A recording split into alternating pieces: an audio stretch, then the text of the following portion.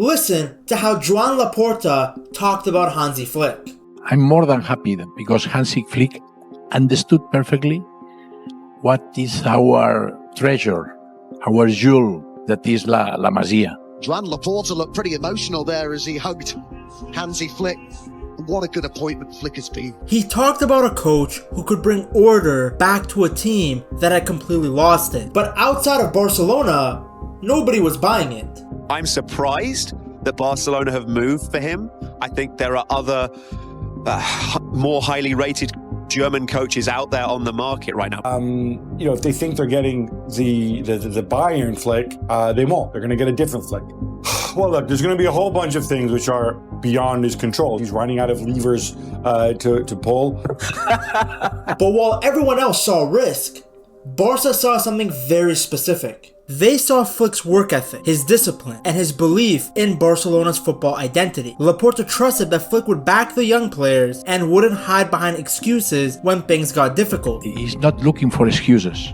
He's not saying, I put the players of La Masia because I don't have more players to put it in. He's a real decision that he understood that the talent that we have in La Masia is much more bigger than the others, the level of other players that are playing abroad. Fast forward, and that belief has been completely proven right. Like, if managers had transfer fees, Hansi Flick would be worth over £100 million. I'm going to heap praise on Hansi Flick right now.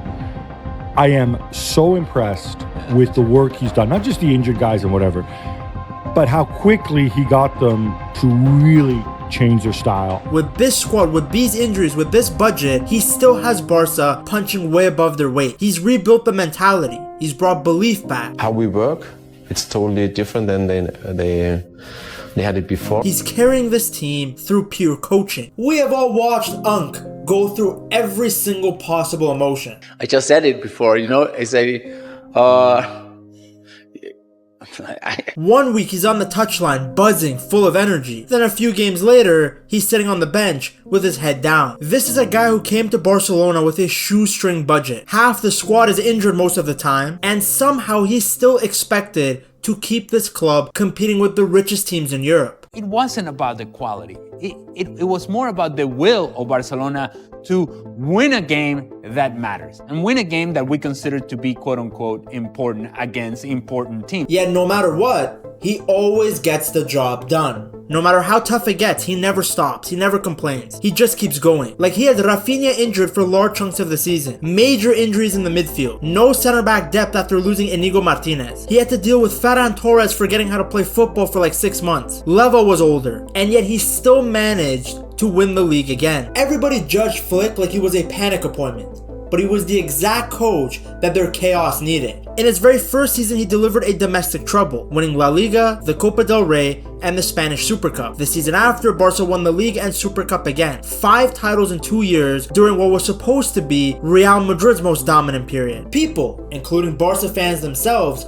always downplayed domestic success, but what Flick has done is so impressive. I'm proud of my team. I'm proud of my team. We give everything. So how did Barca see something in Flick before everyone else did? How was this man ever doubted? Well, to understand that, we have to go back to the beginning of his journey.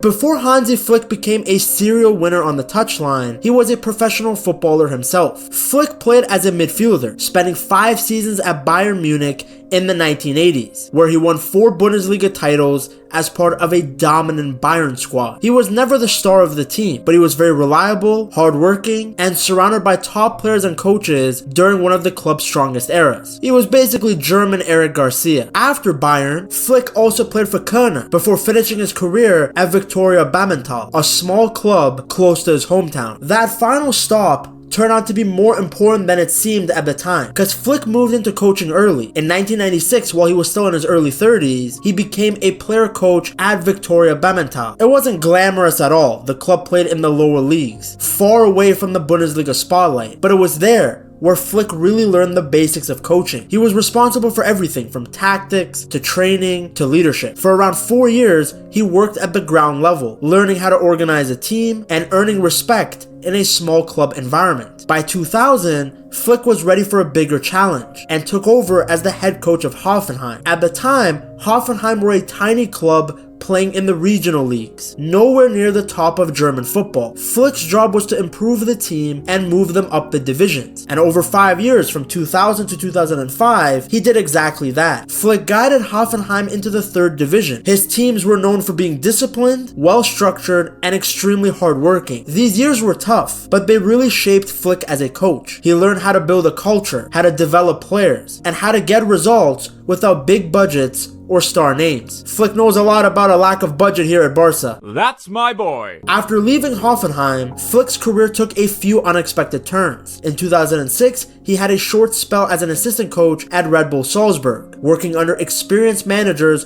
like Giovanni Trapattoni and Lothar Matthäus. Now, even though it didn't last that long, it exposed Flick to new ideas and a more international football environment. Around this time, Flick also showed a key part of his personality, which was his hunger to learn. He reportedly visited top clubs across Europe, watching training sessions at places like Real Madrid, Barcelona, Arsenal. He was studying, observing, and absorbing different football philosophies. I don't know what he was learning watching Real Madrid play, but hey, it helped him out. He's done it again! He's done it again! That is a foul! You fucking little bastard!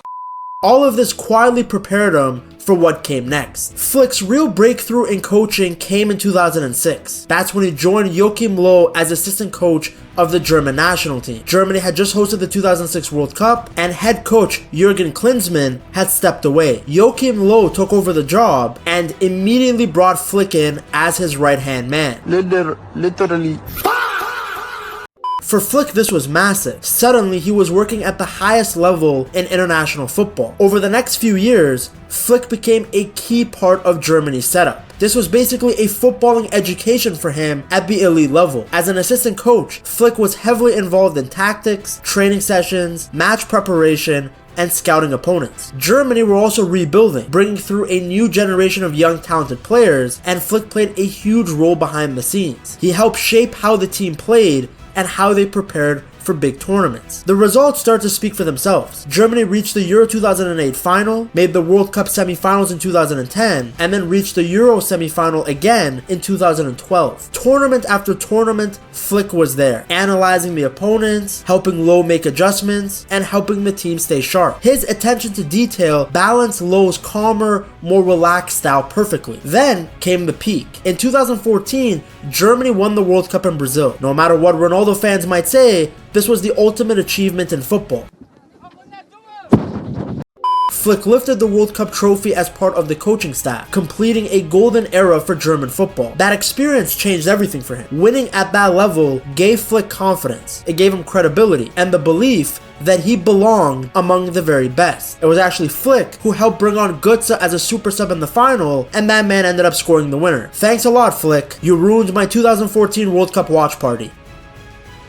By the time he left the national team after the World Cup, Flick had built a strong reputation. He was seen as a smart tactician who was calm under pressure and incredibly disciplined. Germany's entire success was built on togetherness, intensity, and efficient attacking football, and Flick had played a big role in creating that culture. Löw himself praised Flick's discipline and strong convictions, traits that would later define Flick as a head coach. So after the World Cup win, Flick felt it was time to step out of the assistant role and try something different. So he became the sporting director of the German Football Association. This was a big shift. Instead of focusing on match day and tactics, Flick was working on long-term planning, youth development, and football infrastructure. He spent about 2 years in that role, which deepened his belief in developing young players properly. In 2017, he returned to Hoffenheim, this time as managing director of sport. Once again though, this was an off-the-pitch role, and it didn't last long. After around 8 months, Flick and the club parted ways. At that point, Flick stepped away from top-level football altogether for a short time. He went back home to Bavaria and lived a quieter life. In fact, reportedly, he helped run a sports merchandise shop that he owns in the small town of Bammental. Now, you don't have to go all the way to his store in Germany to get your own jersey. Just go to buygamejerseys.com and use code PETTALKS at checkout. Now, that break mattered a lot. It allowed Flick to reset, reflect, and wait for the right moment. And when that moment finally came, it changed his career forever. You see, after spending a few years away from day-to-day coaching, Hansi Flick finally got his way back in 2019. Bayern Munich, the club where he once played, brought him in as an assistant coach under Niko Kovac ahead of the 2019-2020 season. At the time, Bayern were not in a great place. Their results were inconsistent, their confidence was low, and the dressing room felt tense. Flick was mainly hired to add experience and reconnect the team with Bayern's identity, but nobody expected what came next. By November of 2019, Bayern had had enough. Poor performances led to Kovac being sacked, and suddenly, Flick was promoted to interim head coach. Most people saw him as a temporary solution, somebody to steady the ship until a big name manager arrived. Flick, though,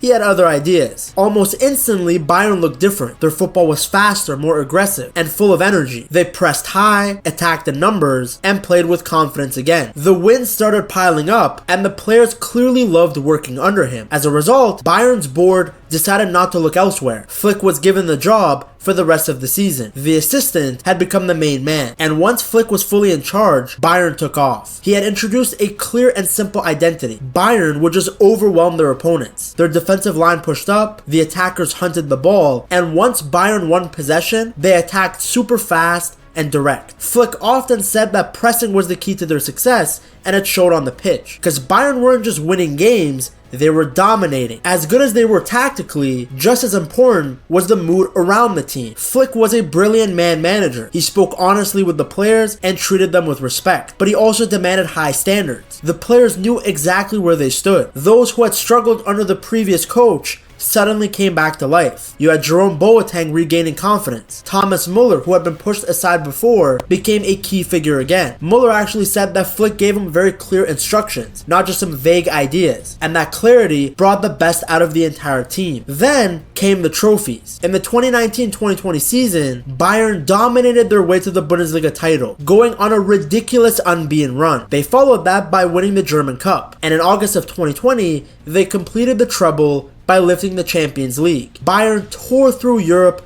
with their fearless attacking football, including, of course, that unforgettable spanking over Barcelona. I am going to remind you in advance that I am very sorry and I apologize.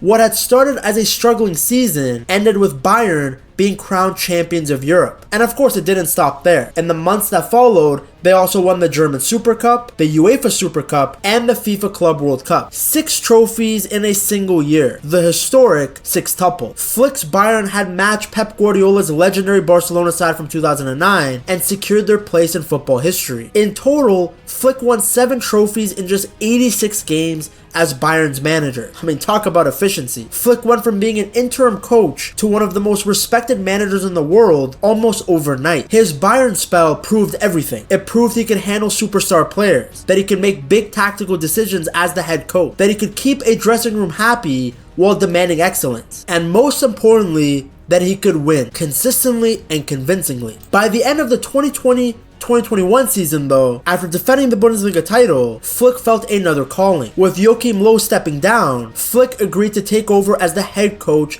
of the German national team in 2021. Now you might be asking yourself, why did Hansi Flick walk away from Bayern after being so successful?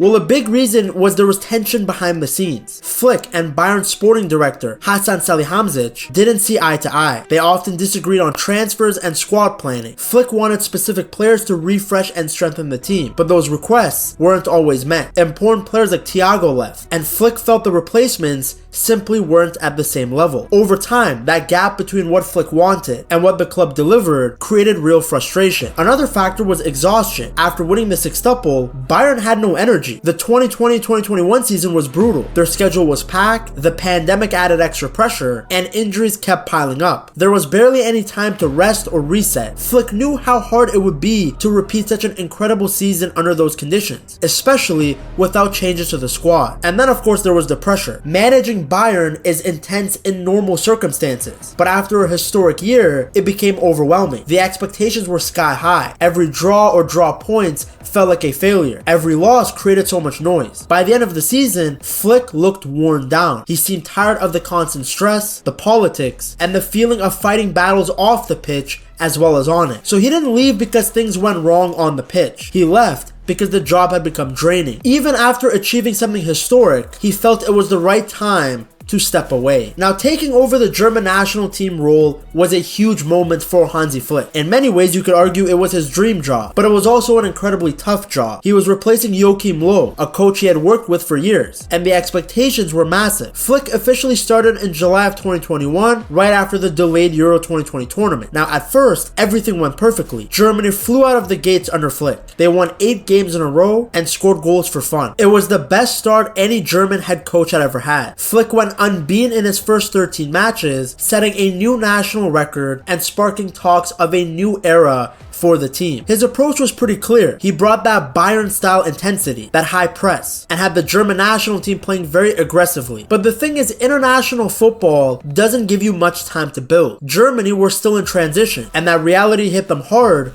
at the 2022 World Cup in Qatar. Things simply didn't click. Once again, the Germans crashed out in the group stage, the second World Cup in a row where they failed to make it past the opening round. It was a huge disappointment, and Flick took responsibility for it. After the World Cup, things didn't really improve. Performances in 2023 were poor, even in friendlies, and the confidence around the team dropped. The pressure kept growing. Then, in September of 2023, the German FA made the decision to sack Flick. It was the first time in history that Germany had ever fired a national team coach. It was easily the lowest point of Flick's career. Still though, he handled it with honesty. He didn't blame the players or the circumstances. He admitted the team didn't perform to the level he expected. Sometimes, even great coaches run into situations where things just don't work, and this was one of those moments. Many people believe that the problems went deeper than just the coach, pointing to a generational change and bigger structural issues in German football. Still though, as Euro 2024 approached, Flick stepped away from the spotlight and took the time to reflect. But then,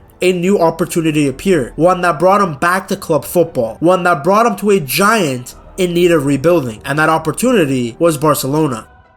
By the spring of 2024, Barca were once again looking for a new manager. Xavi had been in charge since 2021 and had delivered some great success, including a La Liga title in 2023. But by 2024, Barca wanted more consistency, especially in Europe. The club was still dealing with financial problems, the expectations were sky high, and the job was anything but easy. And that's when Laporta made a bold decision. In his second spell as Barcelona president, Laporta turned his attention to Hansi Flick. Flick was available, proven at the highest level, and had a reputation for building winning teams. Now, even though Flick had never coached in La Liga, Laporta believed his mentality and footballing ideas were exactly what the club needed. Talks moved quickly, and in May of 2024, Barcelona officially announced Flick as their new head coach. Now, at first, the appointment surprised a lot of people. You see, Barcelona usually hire coaches closely linked to the club's identity, often either former players or managers deeply tied to Johan Cruyff's philosophy. Flick didn't fit that usual profile. He was German, closely associated with Bayern, never played for Barcelona, and came from a different footballing culture. Some fans wondered if his style would really work with Barca's possession-heavy tradition. Laporta, however, never wavered. He made it clear that Flick was chosen because he believed in Barcelona's values. I study a lot of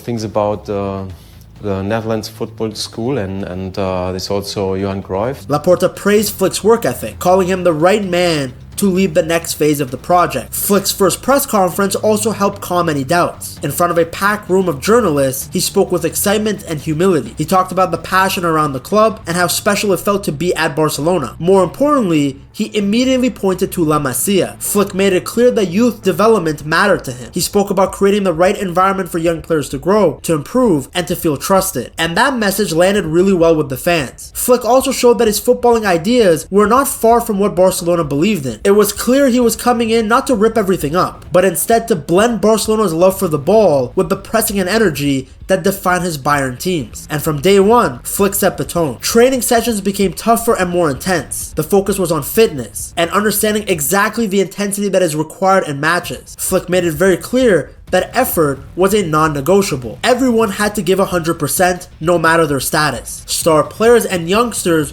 were treated the same. And the message to the rest of the team was very simple. If you work hard in training, it will show on the pitch. And that was clear within the first few months he was there. Barcelona stormed their way to the top of La Liga, dominating everyone in their path. Now, one of Flick's biggest challenges at Barca was finding the right balance. He wanted to bring in his own ideas without losing what makes Barca, Barca. And he managed to do exactly that. Under Flick, Barca still dominated the ball. They regularly controlled possession and were one of the top teams in La Liga for time on the ball. But this wasn't slow, pointless passing. Flick wanted the ball to move with purpose. Against deep, defensive haram low blocks, Barca built patiently from the back, using their center backs and midfielders to move the ball around and pull the opponents out of position. But the moment that space opened up, the tempo changed. Barca went vertical, quick passes forward, attacking with intent. Tactically, Flick kept things very flexible. On paper, they played a 4-2-3-1, but as the game went on, their shape would constantly change. The biggest difference, though, was what Barca were doing without the ball. Flick brought his high-pressing philosophy straight to Barca. His side pressed harder and higher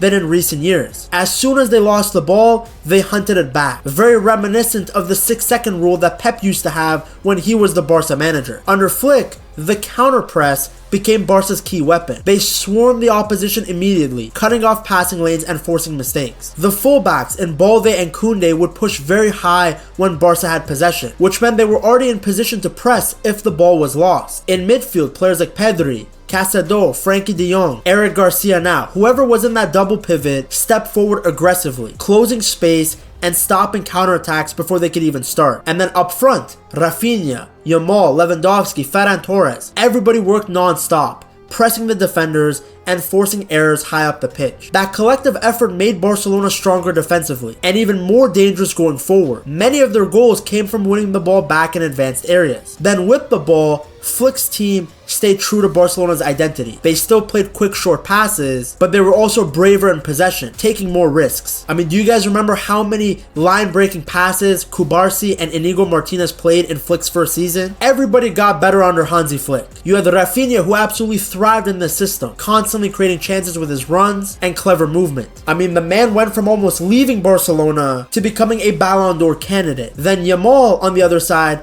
stretched defenses by staying wide, then hurt teams with his dribbling and vision. And up front, Lewandowski looked like a new man. Despite him being an unk and looking genuinely finished under Xavi, his goal numbers went up under Flick. Not only were they great off the eye test, but the results spoke for themselves. By the end of 2025, Barca were scoring far more goals than anybody in Europe, while also being better defensively. I'm talking about the end of the 2024-2025 season, not what we saw in the 2025-2026 season. Flick didn't just make Barca more exciting to watch, he made them more balanced and more aggressive. It was tiki-taka, but with some bite. Flick was able to make Barca so good, while delivering on his day one promise of putting his trust in the youth. Barca had always believed in their youth players. I mean, La Masia is a child labor factory, just churning out great players every single year, and Flick leaned fully into that tradition. I mean, not like he had a choice, they didn't really give him much money. Many of the players that he got the best out of were actually promoted by Xavi, guys like Cubarsí, Yamal, Fermin Lopez. But Flick promoted guys like Marc Casado, Bernal, and he made the guys that Xavi promoted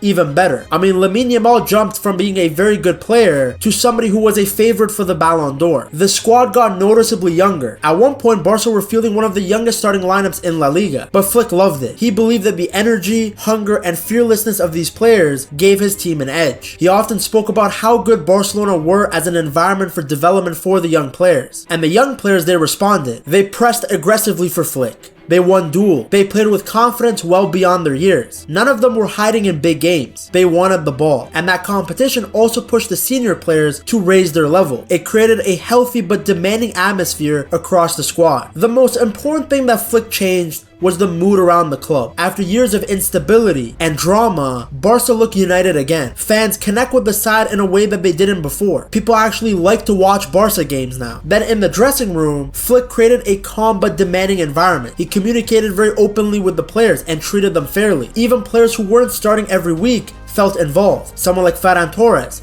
who was often used off the bench, still stayed motivated and sharp. Look at what's happening with Marcus Rashford now. He's more than happy coming off the bench for Flick because he believes in the project. When things went wrong, Flick didn't point fingers. He didn't complain or throw any of the players under the bus, even though he could have easily done it multiple times for Ter Stegen. He focused on fixing the problems rather than complaining about them, and that attitude earned him massive respect. You could see it after the wins. Players often ran straight to the sideline to celebrate with him, and that kind of connection doesn't happen by accident. And his success carried over in his second season. Barca haven't slowed down. The team is still competing on all fronts. People kept warning about the Flick second season syndrome, but Barca have been just fine. Flick still trusted his squad, even though the only signings he got were Joan Garcia, Rashford on loan, and an inexperienced Rooney Bargaji. Flick still made it work. He was having the team punch way above their weight. Laporta, meanwhile, couldn't hide his satisfaction. He joked that he knew all along Flick was the right man, even when others doubted it. And at this point, it's hard to argue. Flick restored Barcelona's identity. He modernized their football without losing the club's soul. He trusted the youth. He built unity. And more importantly, he brought joy back to the club. Because with Barca, you don't just expect them to win, you also want to be entertained. And with Hansi Flick on the bench, it feels like the club is back where it belongs. Now, one of the players that really improved under Flick is Rafinha. To see how he went from almost leaving Barca to becoming one of their best players, you have to check out this documentary right here.